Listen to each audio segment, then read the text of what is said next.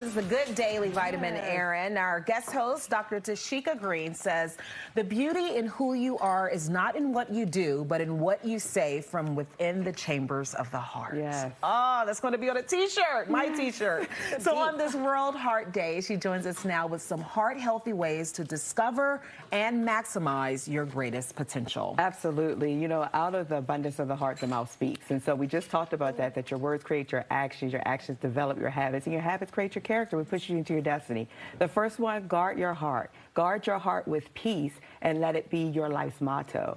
You should be practicing peace with yourself and others all the time. You should be seeking it, pursuing it, embracing it, and becoming it. It's available to you. And when it's available to you, you should seek to find that peace within. You know, there's been research from Oxford University, and I always say eliminate the noise and detach from the distractions and get in a quiet place. And so this research basically talks about being still, getting quiet, and then actively reflecting, because we learn from reflecting on our experiences, not from our experiences. So when I reflect on from my experiences, what am I going to assess and adjust? What am I going to stop doing, start doing, and continue to do so that I can organize everything around my life around peace? Do you know what I love about that so much? I can get hot-tempered and have a reaction, and I have learned you can't change situations. You can only change the way you react to situations. Absolutely. So I think taking that stillness and really thinking about things, is it that deep? Do I want to react? Does it deserve my attention, right? Absolutely. Yeah, guard your peace. You also talk about the importance of forgiving with no regrets. Exactly. What does that look like? You can heal your heart with forgiveness, because forgiving is not about someone else. It's about you. And Maya Angelou said it, forgiveness is the greatest gift that you can forgive yourself. It's a hard place to be, but it's a powerful place when you free yourself. And I tell people all the time, take the courage to forgive, because it releases the freedom that you need to live. And so even in the research of Stanford, they did what was called the Forgiveness Project, where people came in and they went through this process of forgiving, and they said that it led to increased emotional, mental, and physical health. That when they forgave, when they acknowledged their feelings, gave themselves permission to feel, and then they made a choice to forgive, that it opened the doors of that emotional imprisonment that they were in and broke the chains of bondage. When you make that choice, though, to say, I'm going to forgive this person or these people for this thing, what's the first step after you made the decision? After you make the decision, the first thing is, as I said, give yourself permission to feel. Acknowledge where you were and acknowledge where you are now. And, you know, we say that we forgive, but sometimes we don't forget. But the thing is that we're releasing our own self,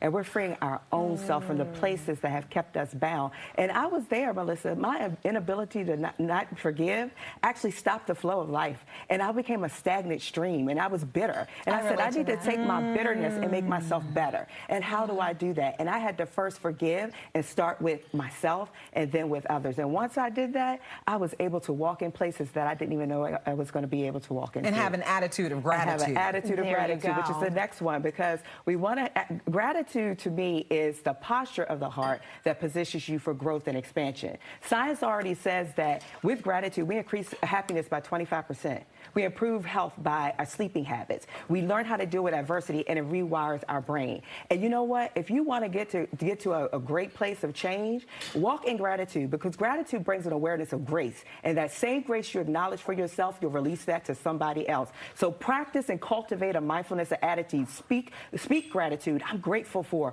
Write gratitude, I'm thankful for. Go on a gratitude walk. I even have my children make gratitude jars where they write down and put it in every day what they're grateful for. So posture yourself for greatness and have a great attitude. Can I tell you, 2 years ago in 2021, I started a gratitude journal where I write 10 things I'm grateful for and intentions for my next day before bed. It has changed my perspective so incredibly. It's just such a powerful thing you can do, and it takes 10 minutes a day. 10 minutes a day. And the last one, love unconditionally.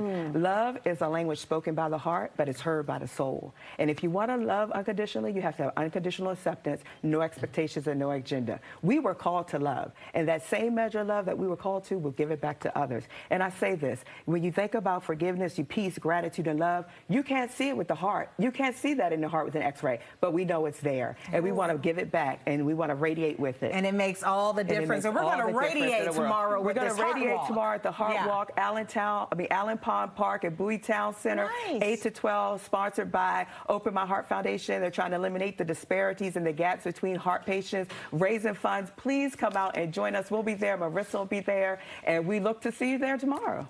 Oh my gosh, I can't wait. I hope you all will come out. If you can, definitely share the information because we really want people to be healthy. Absolutely. Not just physically, but emotionally and mentally as well. All right, that was a good daily vitamin. I feel great. I feel motivated to meditate and gratitude journal. There you go. I love you. And love unconditionally.